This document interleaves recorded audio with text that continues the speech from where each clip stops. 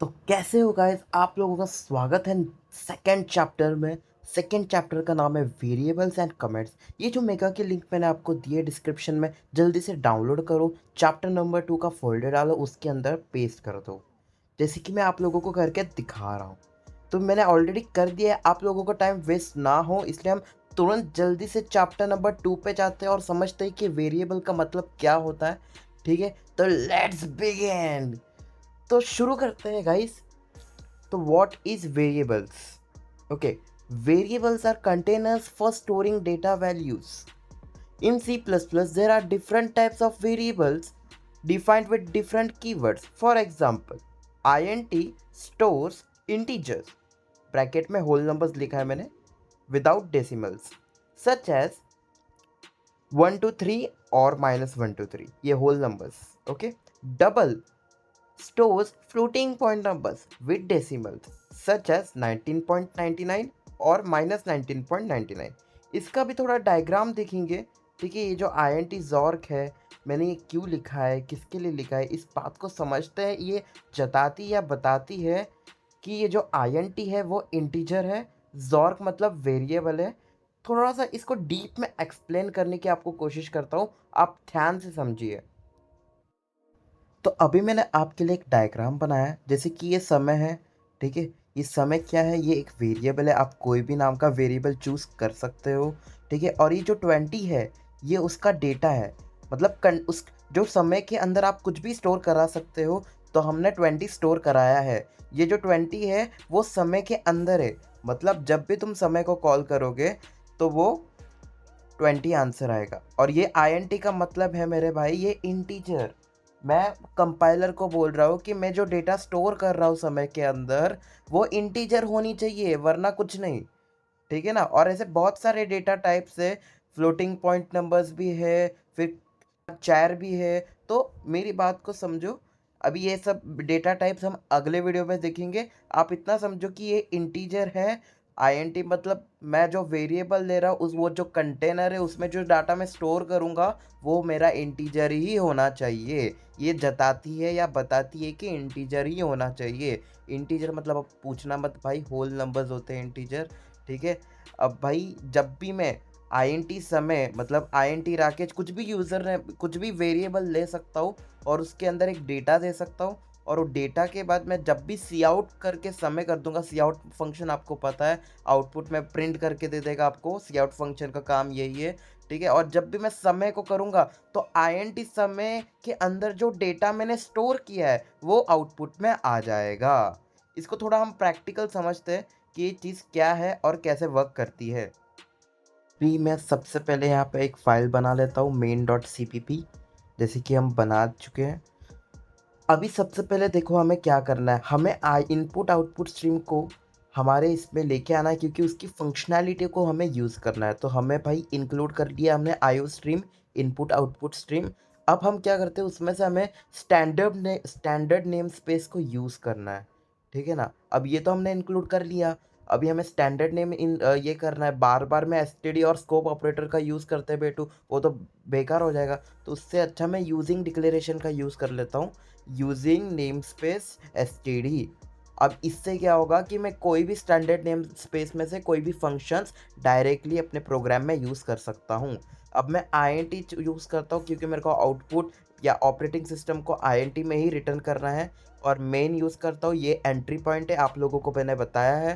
ठीक है, अब यहाँ पर मैं आपको बताता हूँ कि मैं क्या बोलने की कोशिश कर रहा हूँ, कि वेरिएबल कैसे स्टोर होता है, कैसे प्रिंट होता है। सपोज़ मैंने यहाँ पे एक इंटीजर ले लिया, मैं डेटा इंटीजर में सेव करना चाहता हूँ, इसलिए मैंने INT लिखा। और मैं वेरिएबल का सपोज़ मैं नाम दे देता हूँ राकेश, और मैं उसकी वैल्यू 100 कर देता हूँ। ठीक है, मैंने एक वेरिएबल ले लिया राकेश। आप मैंने वापस बताया, वेरिएबल आप कोई भी नाम का रख सकते हो, अपने नाम का रख सकते हो, कुछ भी रख सकते हो। ठीक है, तो मैंने एक वेरिएबल राकेश ले लिया। ठीक है, और मैंने बोला कंपाइलर को कि मैं ये वेरिएबल राकेश इंटीजर में ही सेव करूँगा, इसलिए मैंने उसकी इज इक्वल टू डाल के उसकी वैल्यू 100 दे दी। ठीक है, अब इसके बाद देखना कि अब मैं क्या करूँगा। अब मैं नीचे सी आउट करके मैं राकेश को राकेश लिख दूंगा तो मुझे आउटपुट क्या आएगा, ये आप सब लोग अपने पीसी में अभी के अभी चालू करो विंडोज़, और अभी के अभी ये चीज़ जो मैं लिख रहा हूँ, जो मैं बता रहा हूँ, ये अभी के अभी जैसा मैं लिख रहा हूँ वो सेम टू सेम अपने पीसी में डालो और रन करो, और मेरे को कमेंट में बताओ कि आपका भी सेम आउटपुट आया या नहीं, या आपको भी पता चला कि नहीं। वेरिएबल मतलब एक कंटेनर होता है जो हमारी डाटा को होल्ड करके रखता है या सेव करके रखता है। ठीक है, हम इस चीज़ को देखते हैं अभी।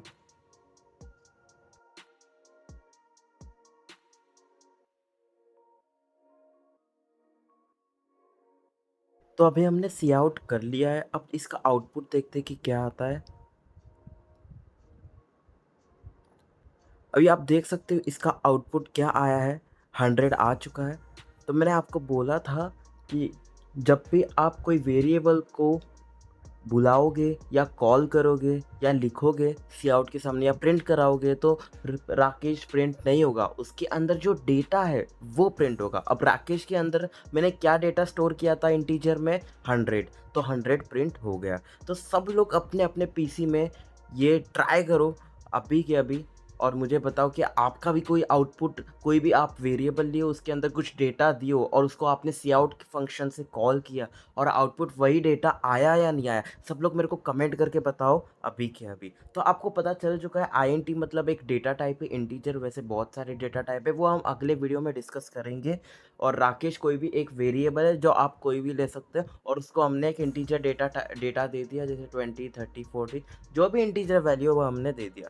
तो अभी सपोज़ मैंने और एक ले लिया समय और उसको मैंने 20 दे दिया, और मैं वापस इसको प्रिंट करवाता हूँ, तो देखो 100 और 20 आ चुका है। इसका मतलब क्या है कि मैं यहाँ पे पहले राकेश को प्रिंट करवाया, फिर बाद में समय को प्रिंट करवाया। ठीक है, तो पहले 100 आया, फिर उसके बाजू में 20 आया। तो हमने उसको नेक्स्ट लाइन नहीं दिया है, इसलिए वो नेक्स्ट लाइन नहीं आएगा। नेक्स्ट लाइन कैसा देना है वो भी हम अगले वीडियो में जानेंगे। तो अभी सबसे पहले ये समझो कि पहले राकेश को प्रिंट कराया, उसके बाद हमने समय को प्रिंट कराया। राकेश की वैल्यू 100, समय की वैल्यू 20। तो आप समझो जैसे मैंने दोनों को प्रिंट कराया तो 100 और 20 दोनों आ गया।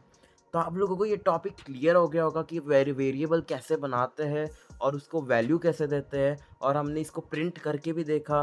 सी आउट मतलब प्रिंट फंक्शन ही समझो, प्रिंट मतलब बाहर आउटपुट देता है, उतना ही समझो। तो मैंने डायग्राम में भी यही कहा था कि देखो ये आईएनटी मतलब इंटीजर, जॉर्क मतलब वेरिएबल, डाटा और value stored in variable.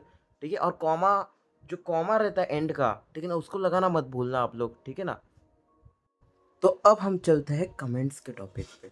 Comments are ignored by the compiler so they can be use to add notes to your code, और they explain what a particular section of code does. तो इसको समझते हैं हम कि हम कहना क्या चाहते हैं। अभी मान के चल लो कि कमेंट्स मतलब ये है कि जो कंपाइलर इग्नोर कर देता है। समझो कि मेरे को यहाँ पे लिखना है कि कोडेड बाय समय, जैसे कि मैंने लिख दिया, और मैं चाहता हूँ कि कंपाइलर इसको इग्नोर कर दे और मेरा कोड विदाउट एरर मस्त चले। तो आप डबल स्लैश लगा के आप लिख सकते हो कुछ भी, और आपका कोड ऐसे चल जाएगा। जैसे अभी मैंने यहाँ पे using declaration standard name space लिखा कि मुझे पता चलना चाहिए कि ये कौन सा एसटीडी मतलब क्या है। तो मैंने यहाँ पर लिखा, और अगर मैं इसको रन कर दूंगा, ओके, अभी इसको मैं अगर रन कर दूंगा तो भैया ये बोलेगा क्या है भाई, ये कौन सा एरर दे दिया, मैं नहीं जानता ये क्या लिखा तुमने। तो कंपाइलर को बताना पड़ता है कि भैया ये मैं अपने नोट्स में ऐड कर रहा हूँ, मैं अपने स्क्रिप्ट में लिखना चाहता हूँ और आप इसे इग्नोर करोगे, तो आपको डबल स्लैश आपको ऐड कर देना है, तो मस्त प्रोग्राम चलेगा, कोई दिक्कत नहीं आएगी। ओके, तो कमेंट्स मतलब क्या है, इग्नोर कर देते हैं। आप अपना कुछ टाइटल डाल सकते हैं, नोट्स डाल सकते हैं, बस इतना समझ लो कि वो इग्नोर कर देता है। ओके, अभी मैं और एक चीज़ आपको बताता हूँ। Comments can also be use to disable code temporarily.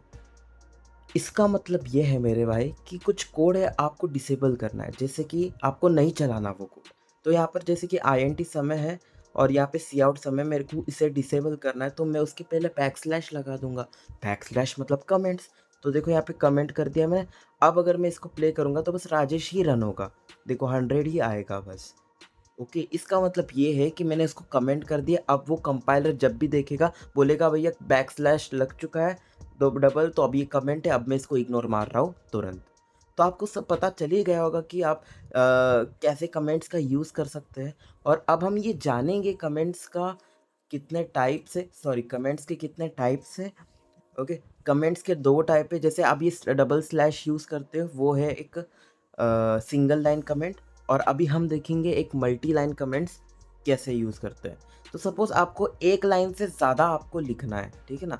आपको एक लाइन से ज़्यादा लिखना है, तो आप उसको कैसे करेंगे? क्योंकि ये जो डबल स्लैश है, वो बस सिंगल लाइन कमेंट है। मतलब आप नेक्स्ट लाइन में लिखोगे तो एरर आ जाएगा। आप चाहते हो कि मल्टीपल लाइन्स में मैं कमेंट यूज़ करूँ, तो स्लैश स्टार और उसके पीछे जितना भी आप लिखोगे वो मल्टी लाइन कमेंट होगा। पहले स्लैश स्टार लिखना है आपको, उसके बाद जब भी आप एंड करोगे तो वहाँ पे स्टार और स्लैश, ये आपको ध्यान से देखना है। यहाँ पे देखो, मैं देखो कैसे डबल नहीं, मल्टीपल कमेंट का यूज़ कर रहा हूँ। ये एक स्टार्ट है और वो एक एंड है। तो आप लोगों को समझ आ गया कि मल्टी कमेंट कैसे यूज़ करना है। आप जब तक प्रैक्टिस नहीं करोगे सिंगल लाइन कमेंट और मल्टीपल लाइन कमेंट, तो आपको पता नहीं चलेगा। तो अभी के अभी वीएस कोड ओपन करो और मल्टी लाइन अभी के अभी लिखो और कमेंट में मेरे को ड्रॉप करो कि आपने मल्टी लाइन कमेंट यूज़ किया है। मुझे बहुत अच्छा लगेगा। मैं आपको वापस दिखाना चाहता हूँ कि कैसे यूज़ करना है। देखो वहाँ पर स्लैश स्टार और उसके बीच में आप जो भी आपको मल्टी लाइन लिखना है वो लिख लो, और एंड में स्टार स्लैश। आप ध्यान से फॉर्मेट देखो, जैसे कि मैंने यहाँ पे लिख दिया कि समय भाई कैसे हो, बढ़िया है ना, तुम कहाँ हो आजकल, ये प्रोग्राम बस तेरे लिए। ओके, ये मैंने देखो एक मल्टीपल लिख लिया। सिंगल मतलब एक ही लाइन का होगा, जो डबल ब्लैक स्लैश होगा वो सिंगल लाइन कमेंट, और जो आप मल्टीपल लिखना चाहते हो तो उसका फॉर्मेट आप ध्यान से देखिए। मैं वापस से दिखा रहा हूँ, थोड़ा वीडियो लेंथी हो सकता है बट आपको पूरा समझ आ जाएगा कि दो टाइप के कमेंट है, और पहला है सिंगल लाइन कमेंट और दूसरा है multiple line comment. Single line के लिए डबल ब्लैक बैक स्लैश, और मल्टी के लिए आपको स्लैश स्टार, ठीक है, फिर बाद में एंड जब करोगे तब स्टार स्लैश। तो ये इस चीज़ को प्रैक्टिस करना, ठीक है। और मैं होप समझ आ गया होगा कि वेरिएबल क्या है। एक कंटेनर है जहाँ पर आप डेटा स्टोर करते हो, और यहाँ पर INT का मतलब इंटीजर है। आप ये कहते हो या जताती या बताती है कंपाइलर को कि मैं कोई भी डेटा इंटीजर में लूँगा, होल नंबर में लूँगा और उसको वो वेरिएबल में सेव कर दूँगा, ठीक है। और वहाँ पे लास्ट में कॉमा जो है, ओके, उसे नहीं बोलना है, ठीक है ना। और सिंगल लाइन कमेंट भी बता दिया, मल्टी भी बता दिया और वेरिएबल भी बता दिया। होप सो आप लोगों को ये ट्यूटोरियल अच्छा लगा होगा, है ना। तो हम नेक्स्ट वीडियो में मिलते हैं। जब तक के लिए आप प्रैक्टिस करो ये 3 वीडियो को। मैं ज़्यादा देर नहीं लगाऊंगा, 3 से 4 दिन में वीडियो आ जाएगा। ओके।